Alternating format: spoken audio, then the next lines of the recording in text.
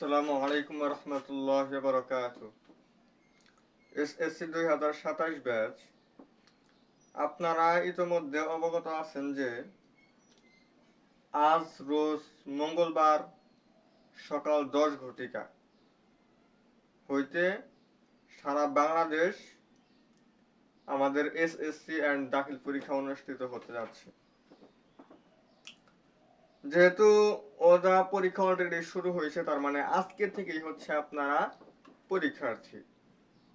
আপনারা বলতে পারেন যে আমরা হচ্ছে এখন থেকে একদম পরীক্ষার্থী, অর্থাৎ ওদের পরেই কিন্তু আপনাদের সিরিয়াল। এখন ওরা পরীক্ষা দিতেছে, এর পরবর্তীতে কিন্তু আপনারাই পরীক্ষা দিবেন। দাখিল পরীক্ষা বলেন বা এসএসসি পরীক্ষা বলেন, ওদের পরে আপনারাই পরীক্ষা দিবেন। ওদের পরীক্ষা অলরেডি শুরু হয়েছে, তার মানে কি আপনাদের পরীক্ষা অতি শীঘ্রই আপনাদের নির্বাচনী পরীক্ষা হবে। আর আপনাদের এটাও আপনারা জানেন যে আপনাদের পরীক্ষা হচ্ছে ডিসেম্বর মাসে। সো আপনাদের মডেল টেস্ট পরীক্ষা বা নির্বাচনী পরীক্ষা যেটা বলেন, সেটা সেপ্টেম্বর মাসের মধ্যেই হয়ে যাবে। সেপ্টেম্বর মাসে ধরতে পারেন যে সেপ্টেম্বর মাসে আমার হচ্ছে এই টেস্ট পরীক্ষা অর্থাৎ নির্বাচনী পরীক্ষাটা হবে। তো এখন আসেন, এপ্রিল মাস তো প্রায় শেষের দিকে। এপ্রিল মাস প্রায় শেষের দিকে। আচ্ছা, আমরা যদি সেপ্টেম্বর মাসে পরীক্ষাটা ধরি যে আপনার নির্বাচনী পরীক্ষা হচ্ছে সেপ্টেম্বর, অক্টোবর নভেম্বর রিভিশন দিবেন, মডেল টেস্ট গাইড যেগুলো পড়েন, টেস্ট পেপার পড়েন, যে যেটাই পড়েন পড়বেন, ডিসেম্বর মাসে গিয়ে আপনার ফাইনাল পরীক্ষাটা দিবেন। তাহলে এপ্রিল মাস তো আপনার শেষ। এরপরে হচ্ছে আপনি সময় পাবেন কয় মাস? মে, জুন, জুলাই, আগস্ট, 4 মাস সময় আপনি পাবেন। এই 4 মাস সময় আপনার হাতে আছে। এপ্রিল মাস তো প্রায় শেষ। আপনি হচ্ছে মে, জুন, জুলাই, আগস্ট, এই 4টা মাস আপনি একটু মানে খুব সুন্দরভাবে পড়ার চেষ্টা করবেন।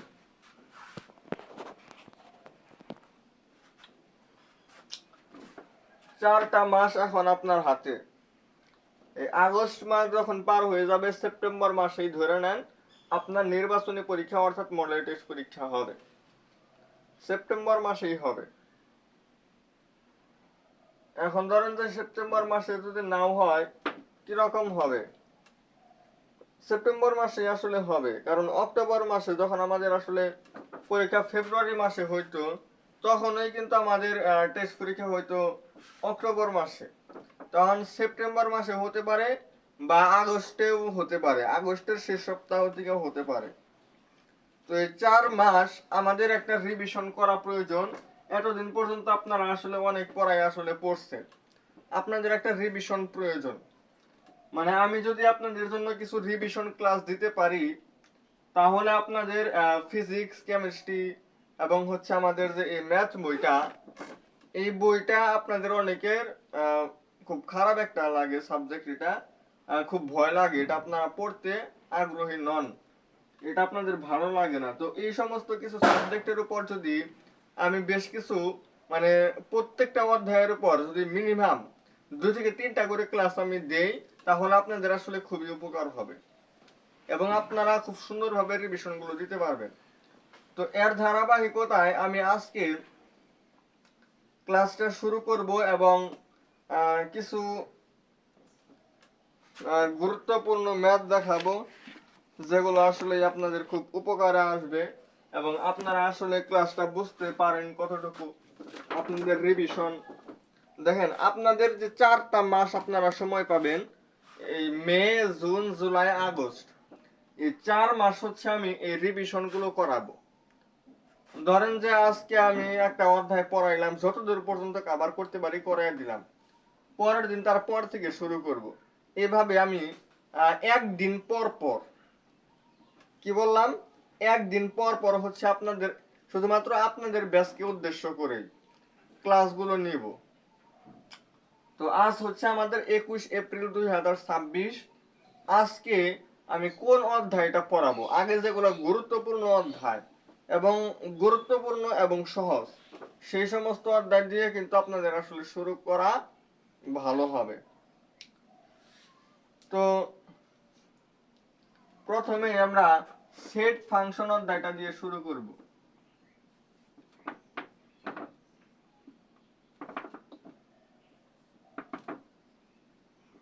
তাহলে একদিন পর পর, তাহলে ধরেন যে এই মাস, আচ্ছা এপ্রিল মাস আমাদের 30 দিনে হয়। 30 দিনে যদি হয় তাহলে আপনি 21 তারিখ একটা ক্লাস পাচ্ছেন আজকে, এরপর 23 তারিখ, 25, 27, 29, এই 5 দিন আপনি 5টা ক্লাস পাবেন। এই 5টা ক্লাসে হচ্ছে আপনি আমি দেখি সেট অধ্যায়টা এই 5টা ক্লাসের মাধ্যমে যত ধরনের বেসিক টেসিক যা আছে এই অধ্যায়ের A to Z যা লাগে সব আমি 5টা ক্লাস অথবা এর আগেও যদি শেষ হয়ে যায় হতে পারে, তবে এই 5টা ক্লাসের বেশি লাগবে না।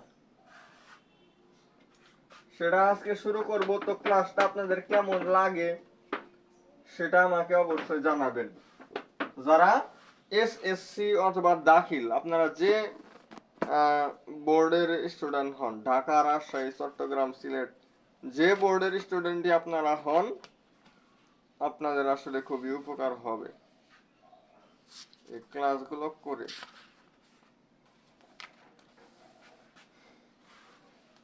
আচ্ছা, তাহলে আমরা কিছু আলোচনা করব।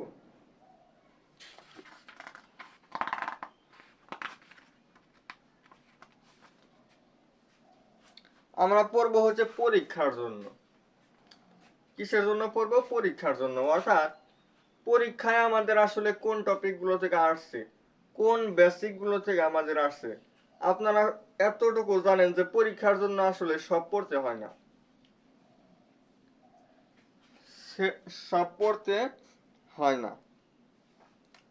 আচ্ছা, প্রথমে আমরা সেট জানি। যদি বলি সেট কাকে বলে, সেট আসলে জিনিসটা কি, সেইটা যদি আপনাদেরকে আমি একটু জিজ্ঞেস করি, বাস্তব বা চিন্তা জগৎ আমরা যা কিছু নিয়ে, বাস্তবে আমরা যা কিছু নিয়ে চিন্তা করতে পারি, এই এই বিষয়গুলো যে বিষয়গুলো নিয়ে, যে জিনিসগুলো নিয়ে আমরা চিন্তা করতে পারি, এই সমস্ত যে কোনো জিনিসের সমাবেশ বা সংগ্রহ। সমাবেশ মানে হচ্ছে সাজানো বা গঠন করা, এরকম বোঝায়। তো সমাবেশ বা সংগ্রহ করাকে সেট বলে। যেমন 1 থেকে 10 পর্যন্ত স্বাভাবিক সংখ্যার সেট। 1 থেকে 10 পর্যন্ত স্বাভাবিক সংখ্যা হচ্ছে 10টা। এটা আমরা লিখবো হচ্ছে 1, 2, 3, 4, 5, 6, 7, 8, 9, 10। আচ্ছা, এই 10টা সংখ্যা কিন্তু আমাদের হয়েছে। এই প্রত্যেকটা সংখ্যা, যেমন এটা একটা সংখ্যা, এটা একটা সংখ্যা, এটা একটা সংখ্যা, এরকম 10টা স্বাভাবিক সংখ্যার সেট আমরা লিখছি। তো প্রত্যেকটা সংখ্যা, এটাকে বলবো আমরা প্রত্যেকটা উপাদান বা ভুক্তি। যেমন এখানে 1 একটা উপাদান, 2 একটা উপাদান, 3 একটা উপাদান। তাহলে এখানে সর্বমোট কয়টা উপাদান আছে? 10টা। 10টা উপাদান আছে। তো এই উপাদানগুলো আমরা লিখবো এবং আমরা কমা দিয়ে দিয়ে লিখবো। লেখার পর এই সবগুলো যখন লেখা শেষ, আমরা দুই পাশে দুইটা সেকেন্ড ব্র্যাকেট দিয়ে দিব। এই পাশে দেব আমরা ওপেন সেকেন্ড ব্র্যাকেট, এবার দেব ক্লোজ ব্র্যাকেট। তো এটা হচ্ছে আমার প্রথম 10টা স্বাভাবিক সংখ্যার সেট। আপনাদের ক্লাসের 5 জন ছেলের নামের সেট। তাহলে 5 জনের নাম লিখলেন এখানে। 5 জনের নাম হচ্ছে V, W X Y Z, এটা হচ্ছে 5 জনের নাম। লেখার পরে এটাকে আপনি সেকেন্ড ব্র্যাকেট দ্বারা আবদ্ধ করে দিলেন। যখন আপনি এই উপাদানগুলোর দুই পাশে সেকেন্ড ব্র্যাকেট দিবেন তখনই এটা সেট হবে। যতক্ষণ পর্যন্ত আপনি দুই পাশে সেকেন্ড ব্র্যাকেট ইউজ করবেন না ততক্ষণ পর্যন্ত এটা সেট হবে না। সেট হওয়ার জন্য আমার শর্তই হচ্ছে দুই পাশে সেকেন্ড ব্র্যাকেট থাকতে হবে। যেমন সেট আসলে আমরা আরো খুব সুন্দরভাবে যদি একটু বোঝার চেষ্টা করি, যেমন মেয়েদের হাতে আমরা চুড়ি ব্যবহার করি, আমরা যারা মেয়ে আছি মেয়েরা কি চুড়ি ব্যবহার করি না হাতে, ওগুলো কিন্তু একটা সেট থাকে, যে এই সেটে আপনার 10টা বা 12টা চুড়ি থাকবে।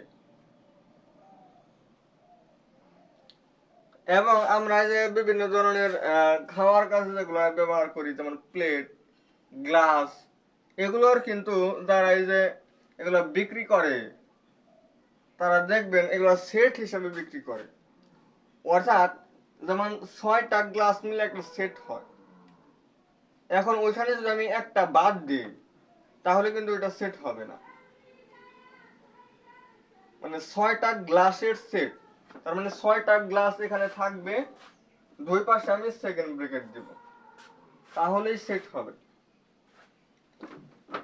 তো এই সেট আমরা দুই ভাবে প্রকাশ করতে পারি। এটা আপনাদের খুবই গুরুত্বপূর্ণ একটা প্রশ্ন। সেট প্রকাশের পদ্ধতি কয়টা? সেট প্রকাশের পদ্ধতি হচ্ছে দুইটা, তালিকা পদ্ধতি এবং সেট গঠন পদ্ধতি। তবে আমাদের পরীক্ষার যে প্রশ্নগুলো এগুলো ম্যাক্সিমাম আমাদের সেট গঠন পদ্ধতিতে দেওয়া থাকে। কিসে দেওয়া থাকে? সেট গঠন পদ্ধতিতে দেওয়া থাকে। কিন্তু আমরা যে কোনো সেট হিসাব করার জন্য আমাদের অবশ্যই তালিকা পদ্ধতিতে নিয়ে তারপর কাজ করতে হয়। আমাদের যে কোনো সেট আমাদের প্রশ্নের মধ্যে বেশিরভাগ সময় সেট গঠন পদ্ধতিতে দেওয়া থাকবে। খুব কম সময় দেখা যায় আমাদের তালিকা পদ্ধতিতে দেওয়া আছে, এরকম হতে পারে। তো যদি আমাদের কখনো সেট গঠন পদ্ধতি দিয়ে দেয় সেটাকে আমাদের অবশ্যই তালিকা পদ্ধতিতে নিতে হবে। অর্থাৎ এটা হচ্ছে আমাদের ইম্পর্টেন্ট, সেট গঠন আর হচ্ছে তালিকা। উদাহরণগুলো দিলে আপনারা বুঝতে পারবেন। তো এটা থেকে আপনি এটাই রূপান্তর করাটা আপনার খুবই গুরুত্বপূর্ণ, একদম 100 স্টার।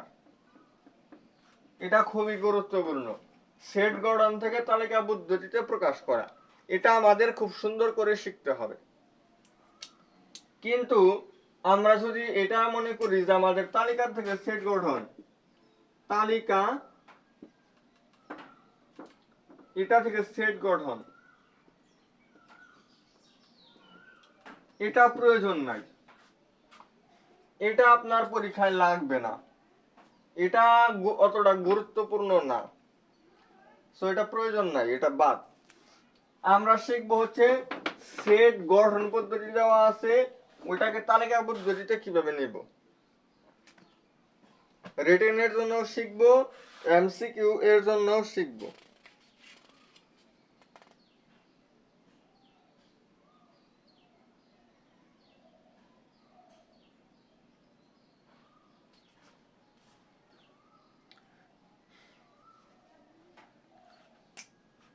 যেমন আমাদের বি নামক সেট দেওয়া আছে হচ্ছে এক্স, এই যে দুইটা ফোঁটা দিলাম, এটার নাম আপনারা মনে রাখবেন। সেটের অধ্যায়ে আমাদের কোনো প্রকার সূত্রের প্রয়োজন হয় না, জাস্ট দুই একটা নিয়ম আছে, দুই একটা চিহ্নের নিয়ম আছে, সেই নিয়মগুলো ফলো করতে হবে, তাহলেই হবে। আর আমার চিহ্নের নামগুলো মনে রাখতে হবে, কোনটার কাজ কি সেটা আমাদের মনে রাখতে হবে, জাস্ট এনাফ। তাহলে এটার নাম হচ্ছে সাজদাক এক্স, 28 এর গুণনীয়ক। মানে এই সেটটা যে আমার তৈরি হবে এই সেটটা আমার অবশ্যই 28 এর গুণনীয়ক যে কয়টা আছে সেই সবগুলো উপাদান আমার নিতে হবে, তাহলেই আমার এই বি সেটটা গঠিত হবে। ওই উপাদানগুলোর মধ্যে যদি একটা উপাদানও আমি বাদ দেই তাহলে এটা সেট হবে না। যেমন 28 এর গুণনীয়ক কিভাবে আমরা বের করতে পারি? 28 কে আমরা 1 গুণন 28 লিখতে পারি, 2 গুণন 14 লিখতে পারি, 3 দিয়ে হয় না, 4 গুণন 7 এরকম আমরা লিখতে পারি। তাহলে আমরা এই দিক থেকে এই দিকে যাব, এই দিকে যাব,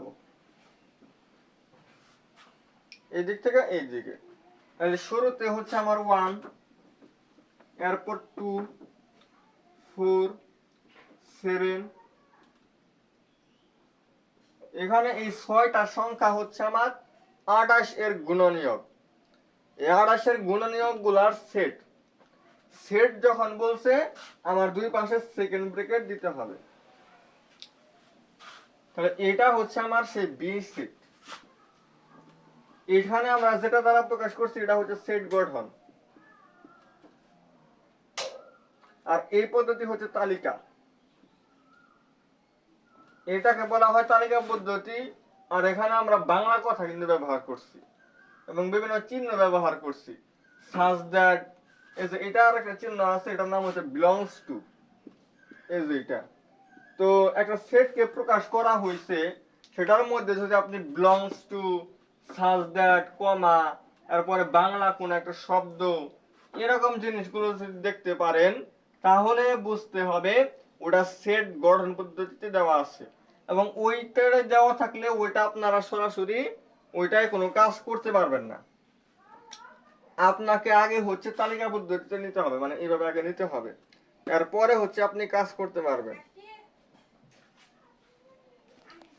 আচ্ছা, তাহলে আরো একটা দেখায় সেট গঠন থেকে তালিকা।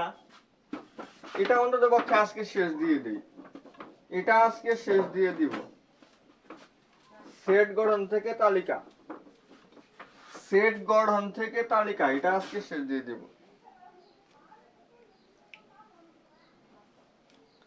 সি নাম সেট দেওয়া আছে হচ্ছে আপনার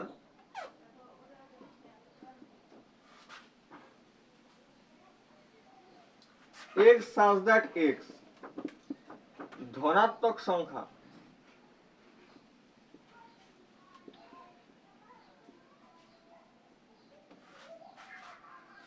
এবং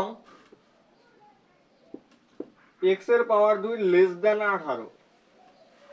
অর্থাৎ এটা দ্বারা আপনার কিন্তু একটা জিনিস বুঝতে হবে, যে সংখ্যাগুলোকে পাওয়ার 2 করলে, x এর পাওয়ার 2 আছে মানে বর্গ, x এর পাওয়ার 2 করবেন, x এর মান এখানে আপনি ধনাত্মক সংখ্যা, ধনাত্মক সংখ্যা বলতে বোঝায় যে সংখ্যার আগে প্লাস থাকবে। তো ধনাত্মক এখানে এরকম পূর্ণ বলছে, কিন্তু এটা আমার একটু লেখাটা ভুল হয়েছে। ধনাত্মক পূর্ণ সংখ্যা, পূর্ণ সংখ্যা মানে কোনো প্রকার ভগ্নাংশ হওয়া যাবে না, এরপর হচ্ছে দশমিক, এরকম কোনো কিছু হওয়া যাবে না। পূর্ণ সংখ্যা, ধনাত্মক পূর্ণ সংখ্যা বলতে বোঝায় আমার 1, 2, 3, 4, 5 এরকম যে স্বাভাবিক সংখ্যাগুলো আছে সেই সংখ্যাগুলোকে আমরা ধনাত্মক পূর্ণ সংখ্যা বলি। তাহলে x আমার অবশ্যই ধনাত্মক পূর্ণ সংখ্যা। এই সংখ্যাগুলোর মধ্যে যে সংখ্যাগুলোকে পাওয়ার 2 করলে হাঁ করা মুখে আমার 18 দিকে না, হাঁ করা মুখ যার দিকে সে হচ্ছে বড়। তাহলে x এর পাওয়ার 2 যে সংখ্যা, এগুলা প্রত্যেকটাই হচ্ছে x এর মান। x এর মান আমার 1 হতে পারে, 2 হতে পারে, 3 হতে পারে, 4 হতে পারে, 5 হতে পারে, এরকম হতে পারে। যে এইগুলোর মধ্যে যে সংখ্যাগুলোকে পাওয়ার 2 করলে 18 থেকে ছোট হবে, মানে পাওয়ার 2 করলে অলওয়েজ 18 বড় থাকবে, সেগুলা কার কার ক্ষেত্রে হয়? যেমন আমরা লিখতে পারি যে x = 1 হলে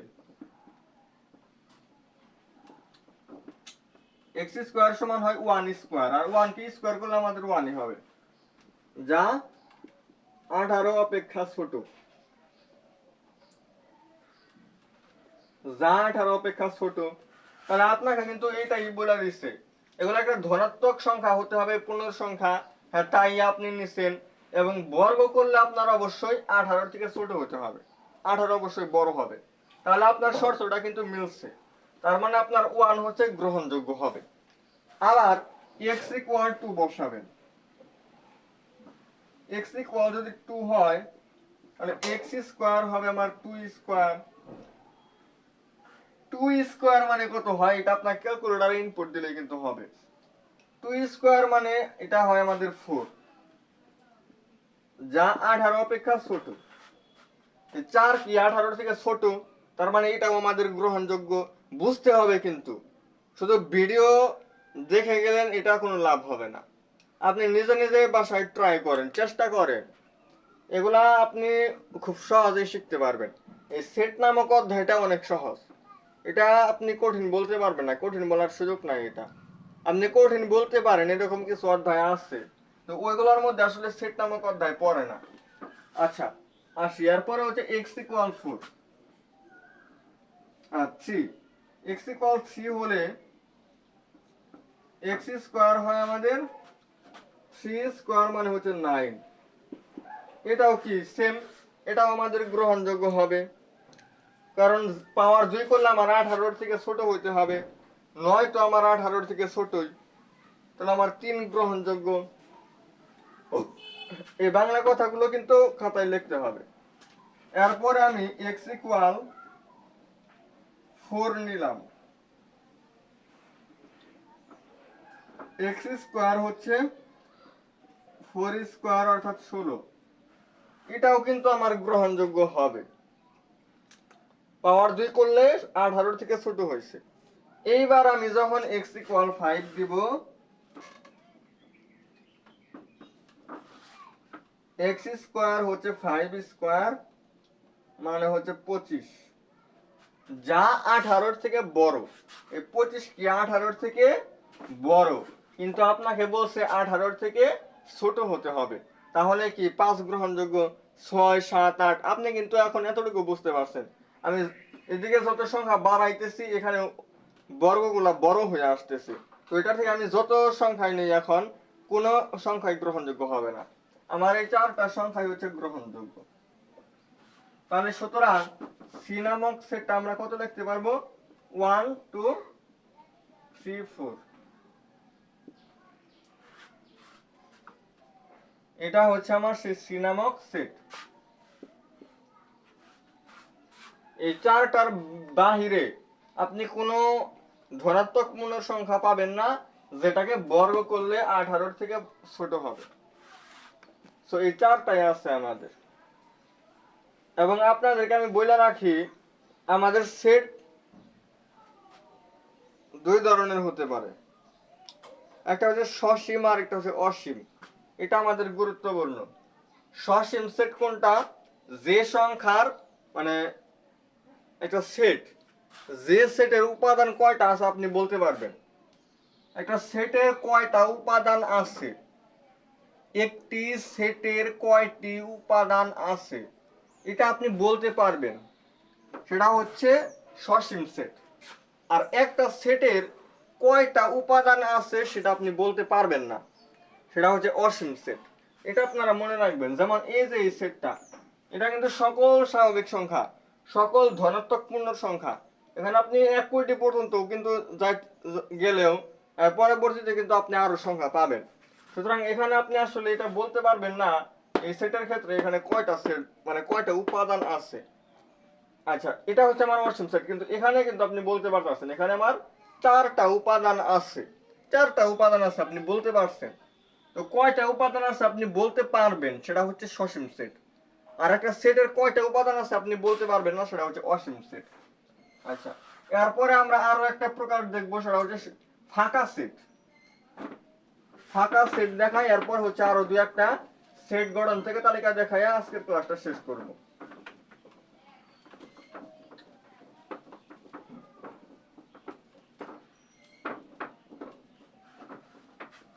আচ্ছা, ফাঁকা মানে হচ্ছে আমরা একটা গোল দিব, এভাবে দাগ দিব, এটার নাম হচ্ছে ফাঁকা।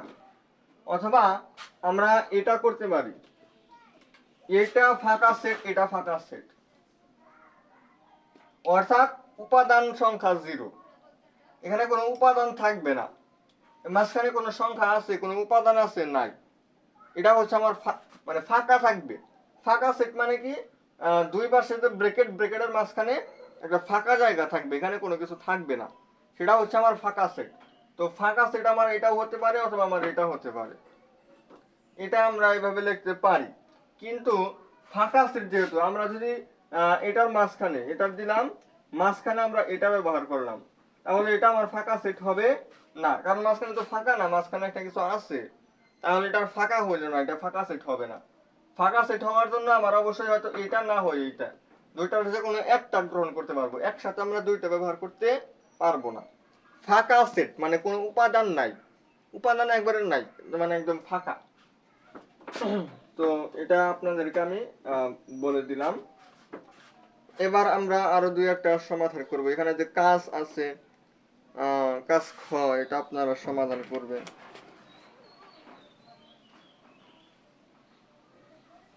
কোনটা সসীম সেট, কোনটা অসীম সেট, ফাঁকা সেট, এগুলা কিন্তু আপনাদেরকে আমি বলে দিছি। আচ্ছা,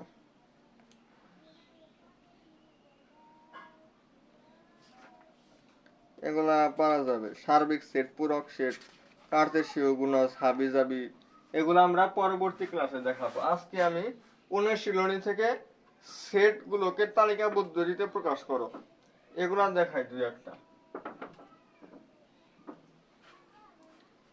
ক্লাস না নিতে নিতে একদম জড়তা হয়ে গেছে শরীরে, ক্লাস এখন আর নেওয়ার ইন্টারেস্ট হয় না।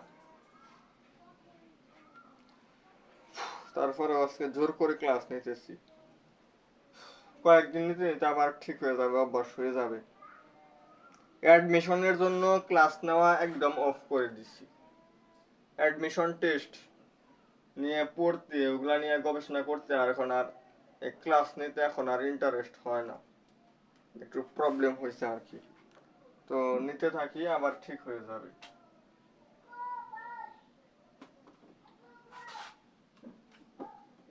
x belongs to n such that x square greater than 9 এবং x cube less than 130। এখানে আপনার দুইটা শর্ত দেওয়া আছে,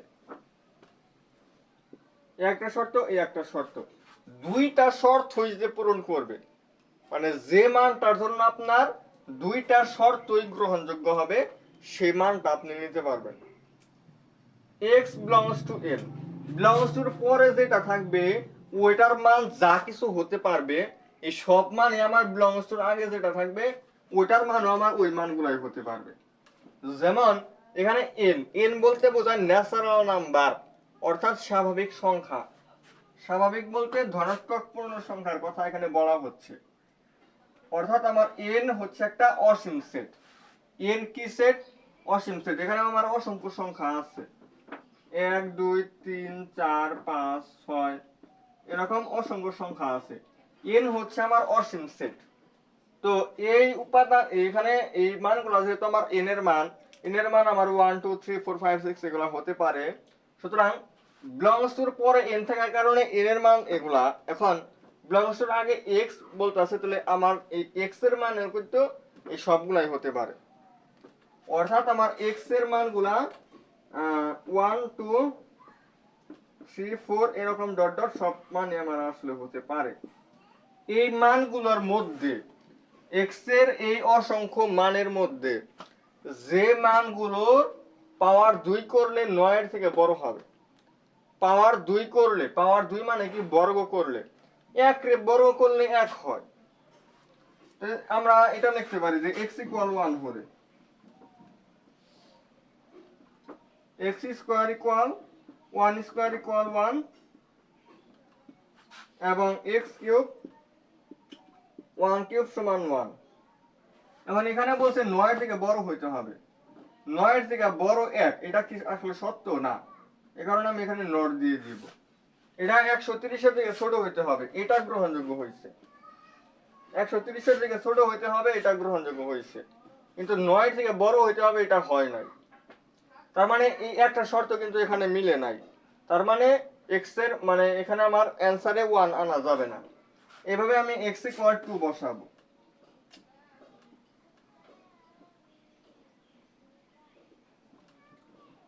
এক্স স্কোয়ার হয় 2 স্কোয়ার অর্থাৎ 4, 9 এর থেকে বড় হতে হবে, কিন্তু আসলে কি 4 এই 9 এর থেকে বড় না।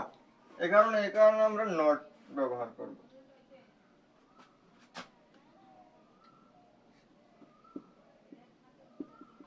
2 কিউব মানে হচ্ছে 8, 130 এর থেকে ছোট। এটা এখানেও আমার গ্রহণযোগ্য হয়েছে, কিন্তু এখানে যাই আমার গ্রহণযোগ্য হয় নাই। তো এইভাবে আমি 3 বসাবো, 4 বসাবো, 5 বসাবো, 6, 7 বেশ কিছু সংখ্যা আমরা বসাবো। খুব বেশি যাওয়ার প্রয়োজন নাই, 6, 7 পরবর্তীতে যাওয়ার প্রয়োজন নাই। তো দেখবেন যে সংখ্যাগুলোর জন্য আমার দুইটা শর্তই মানতেছে, ওই সংখ্যাগুলো নিয়ে যে সেটটা হবে সেই সেটই হচ্ছে আমার মূলত যেটা। তো মোটামুটি আধা ঘন্টা হয়েছে ক্লাস। ফাঁকা সেট, সসীম সেট, অসীম সেট, সেট বলতে আসলে কি বোঝায়, সেট গঠন থেকে তালিকা পদ্ধতিতে প্রকাশ, এই বিষয়গুলো একটু আলোচনা করছি। আগামী দিন আমরা এর পরবর্তীতে যে জিনিসগুলো আছে সেগুলো কভার করব। যেমন আমাদের বিভিন্ন চিহ্ন আছে, ইউনিয়ন আছে, ইন্টারসেকশন আছে, এগুলার কাজ আমরা শিখব। প্রাইম আছে আমাদের, সার্বিক সেট, ভ্যান চিত্র, এগুলো নিয়ে আমরা আলোচনা করব আগামী দিন। তো আজকের ক্লাসটি আসলে আমাদের এই পর্যন্ত থাকবে। আগামী ক্লাস আপনারা 23 তারিখে পাবেন। এই ক্লাসটা আজকে রাত্রের মধ্যে আপলোড হয়ে যাবে। আর আগামী ক্লাস আপনারা 23 তারিখ পাবেন। 23 তারিখ রাত 8টা কত মিনিট, 8:30 পাবেন আপনারা।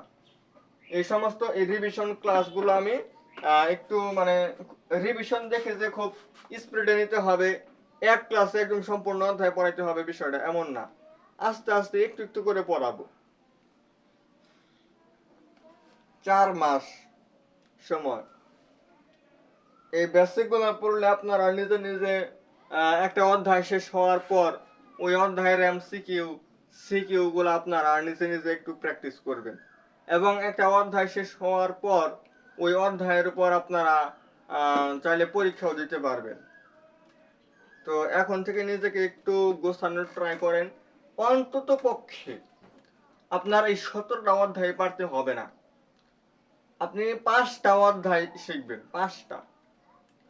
এই 17টার মধ্যে যদি 5টা অধ্যায়ও যদি আপনি সুন্দরভাবে শিখতে পারেন, তাও পাস করতে পারবেন। পাস করতে অনেকজনের এটাই ইচ্ছা যে পাস করতে পারলেই হবে। হ্যাঁ ঠিক আছে, আগে হচ্ছে পাস নিয়ে চিন্তা করতে হবে, পরে হচ্ছে A+। তো সবাই ভালো থাকেন, সুস্থ থাকেন। ক্লাসটি কেমন লাগছে অবশ্যই কমেন্ট করবেন। আসসালামু আলাইকুম ওয়া রাহমাতুল্লাহি ওয়া বারাকাতুহু।